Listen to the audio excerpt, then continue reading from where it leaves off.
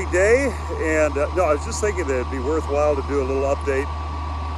As you know, if you're in the local area, it's just been raining and raining and raining. It was funny, the first official day of fall, it just turned, the weather turned. But for those of you who may not be living in the local area here, yeah, I got the Bobcat repaired. Our house about 3 weeks away from being done back there.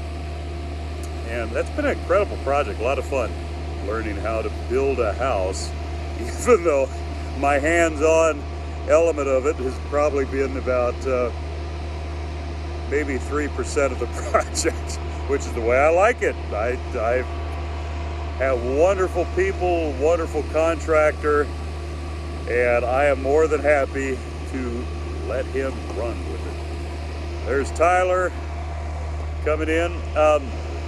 Biggest thing that I wanted to say that we want to keep a lookout for with the weather breaking is feeding. Just make sure that your hives are really up to the weight that they need to be. Once again, for a single, you're looking for around like 75, 80 pounds. For a double, 110, 120 pounds total.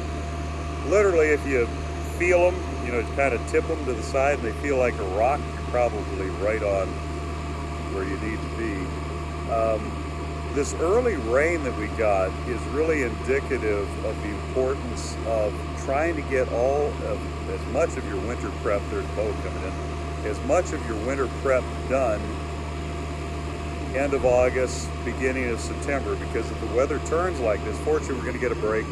And fortunately, most of our hives are right where they need to be weight-wise, and so not too concerned about that. But there are some that we want to top up as far as weight-wise. So anyways, so that's the biggest thing to look for right now. If you haven't treated for mites, you can do an all hail or Hail Mary.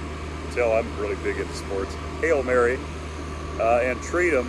But right now it's usually pretty too late. Hey Tyler! Bringing in snacks and goodies. But yeah, just be on top of your weights. And with this break in the weather coming, it'd be a good time to top them up with syrup if they need that. You want to use a really thick syrup. I don't know. We use high fructose corn syrup. So I'm not sure if you're using sugar.